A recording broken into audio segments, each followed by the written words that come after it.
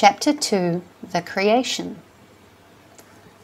A most singular fact to be noted and explained is that we find embodied in mythologies of the religions of the older nations a spiritual conception of the creation of the universe, cryptically presented to us in one form or another.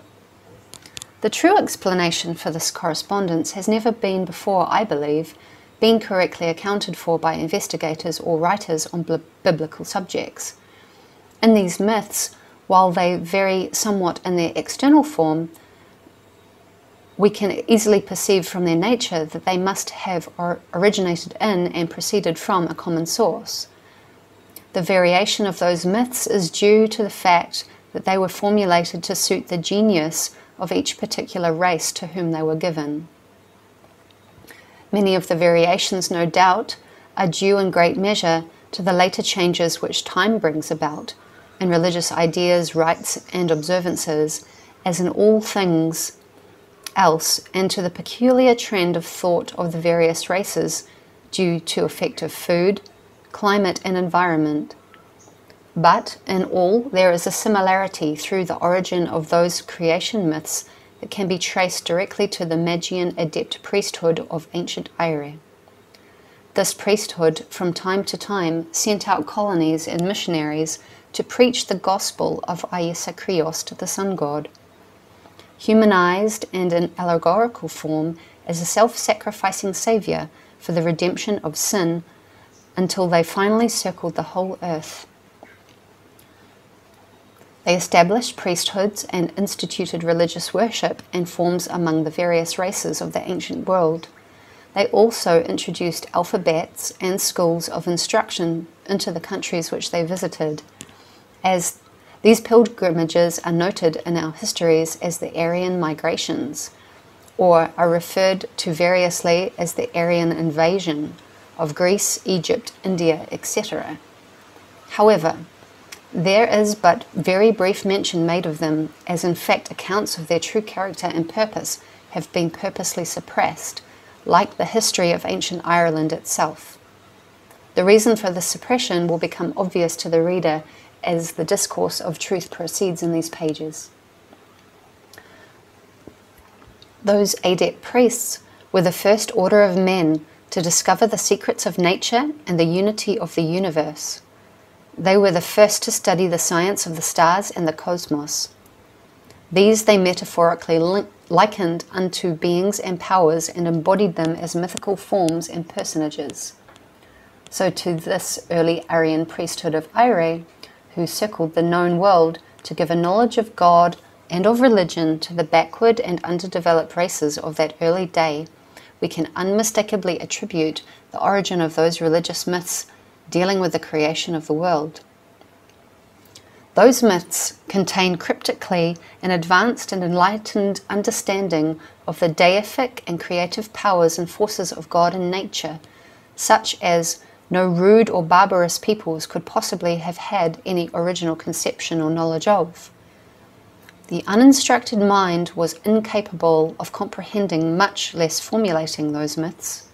Their construction presupposes an intimate and profound knowledge of the laws of nature and of the heavens, such as was never possessed by an uncultivated order, class or race in the whole history of mankind. This order of adepts was known throughout the ancient world as the Magian priesthood of Ire. In our present-day histories of Ireland, they are relegated to the realm of mere legend and hazy tradition under the appellation of Tuatha Titans, and Fomorians, though all of our culture and civilization bear their indelible impress. That this priesthood established sun worship on this American continent is evidenced by the ruins of cities and temples in various parts of both North and South America. There are no less than 62 ancient ruined cities in Yucatan and Mexico that, very like, owe their origin or culture to this ancient priesthood. They introduced here the worship of the sun and the fire. Those pyramids, sphinx, obelisks, and round towers, all associated with the sun worship, bespeak their authorship and handiwork. The ancient Mexicans knew the month of December by the Irish name of Ayescali, or Little Ayesa, the sun Irish god.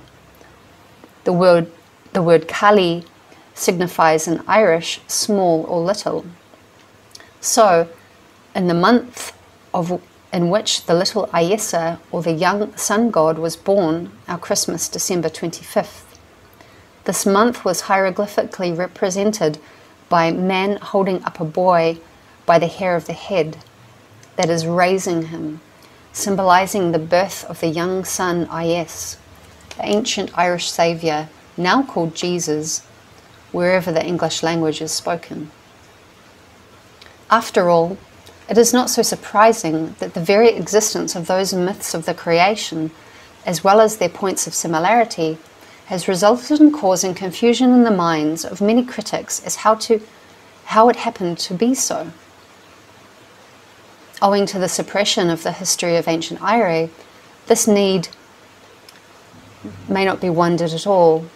If the history of Eire has been preserved for posterity, there would not be any mystery about the origin or similarity of those myths or of our Bible, and no explanation would be necessary.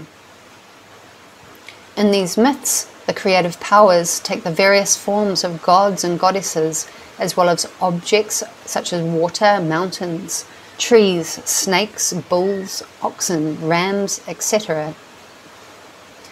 Each end, all of these symbolize the active and passive principles in nature, each giving aid and assistance in bringing forth the incipient world into manifested form. These ideas, indicating as they do so much of esoteric wisdom, point unerringly to a common ancestry for these world myths of the creation. Our Aryan forefathers brought the idea of the creative or world tree with them from Eire to the different countries and peoples where we now find them. Therefore, the Irish were the first people to use the symbol of the tree in their worship of God.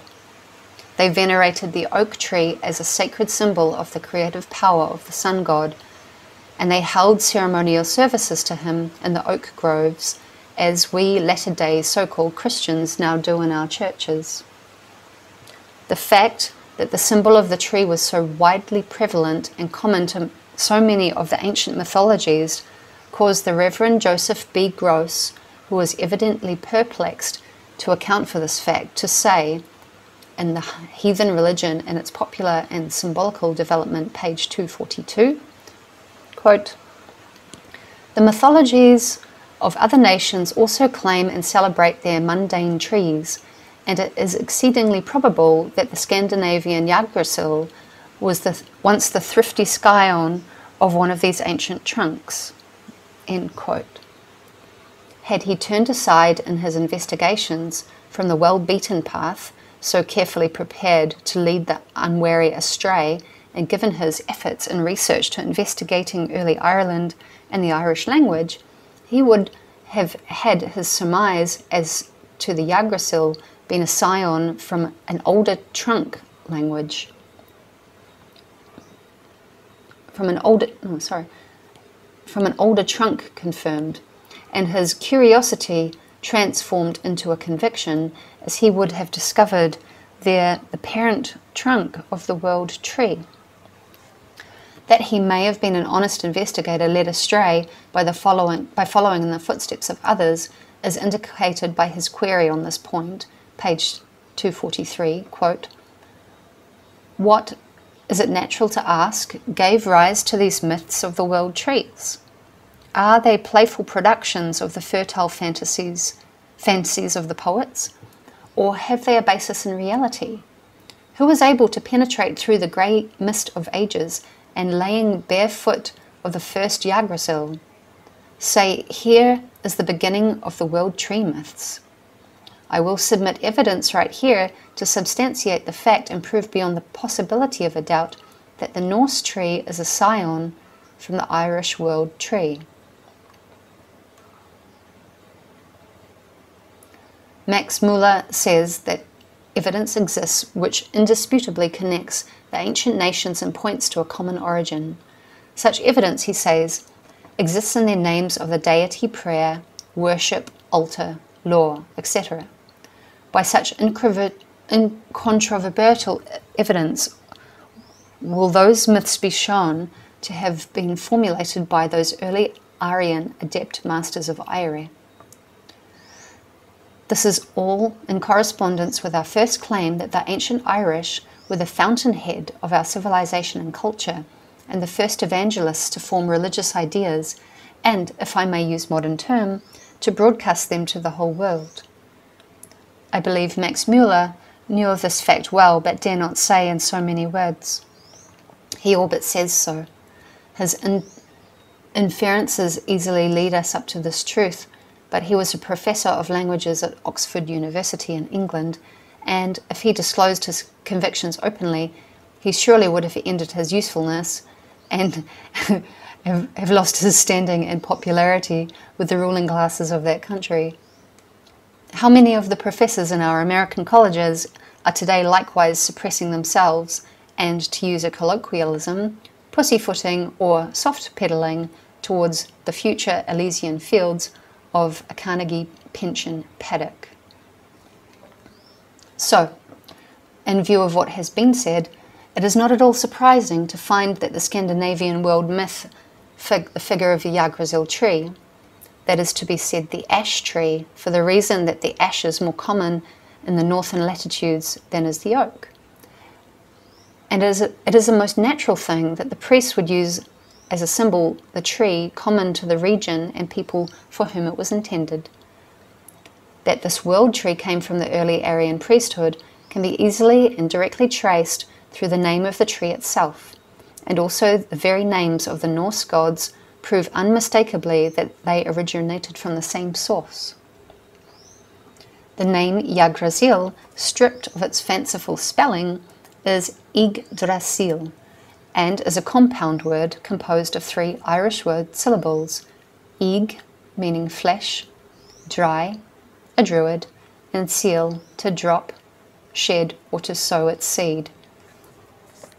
The etymology of the name Yggdrasil proves to be a druidical tree of unmistakable Irish parentage, Ireland being the head and chief centre of sun worship and of the druidical system.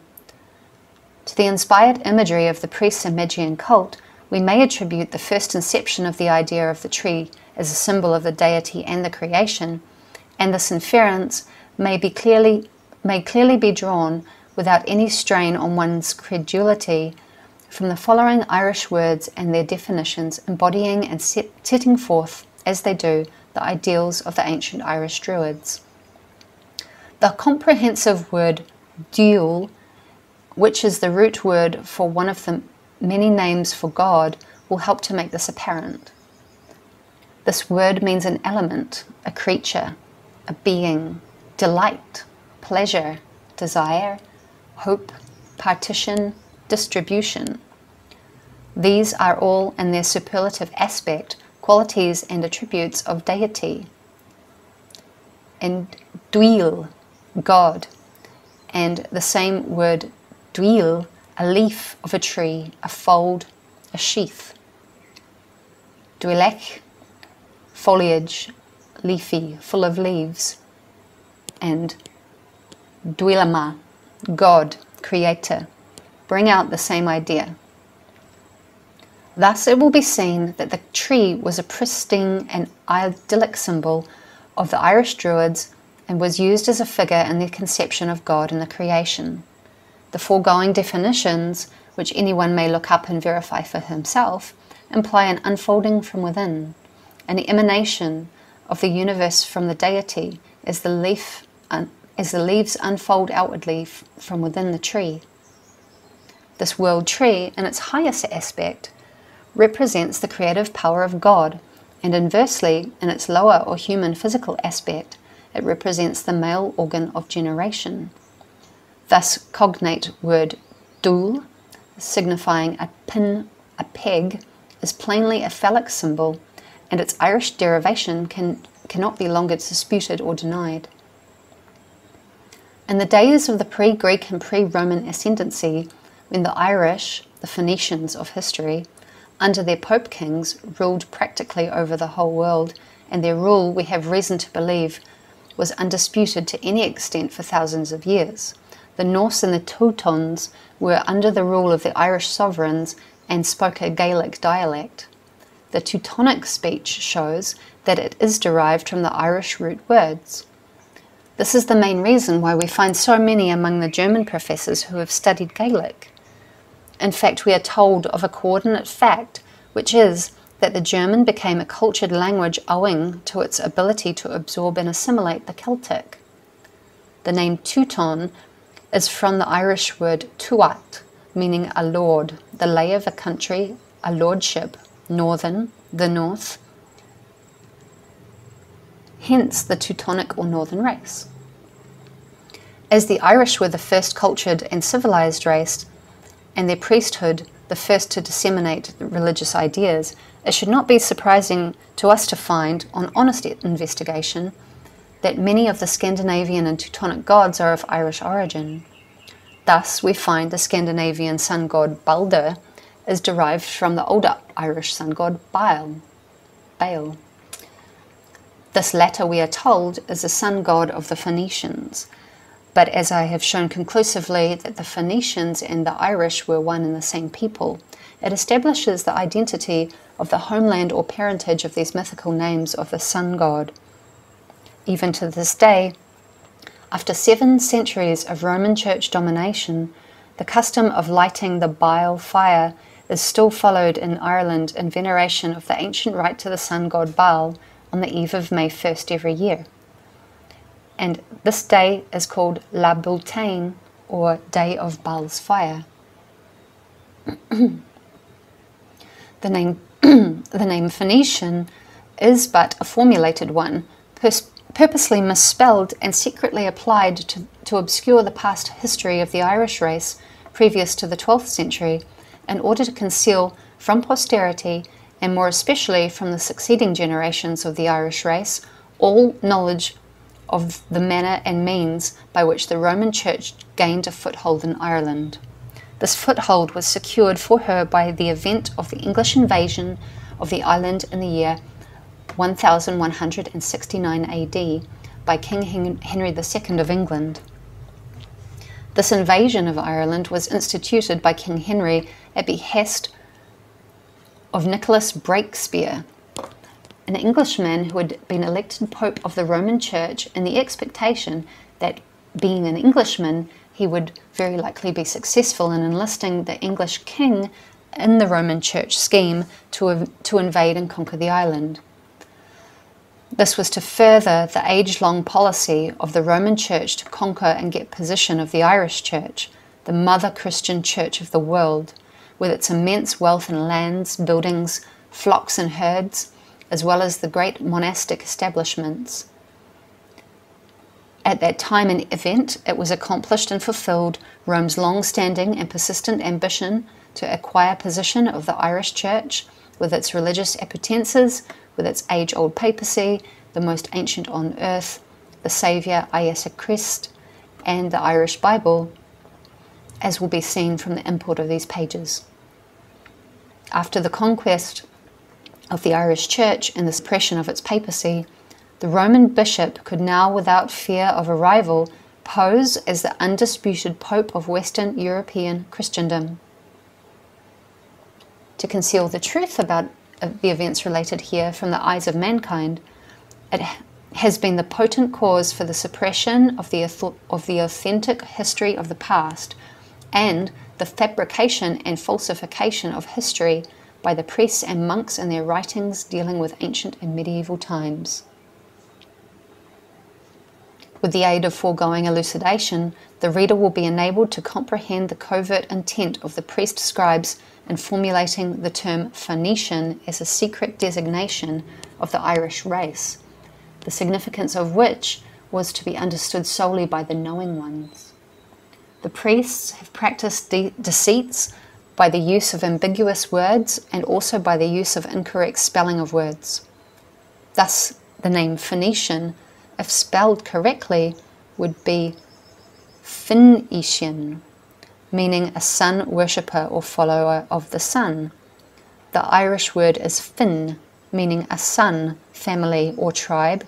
True, white, fair, pleasant, a name of the sun, an Irish man.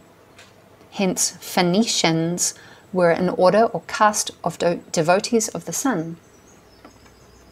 Without making known to us in any way whatsoever the true identity of Phoenicians, our histories tell us that they were the greatest navigators and traders, as well as the greatest commercial nation of ancient times.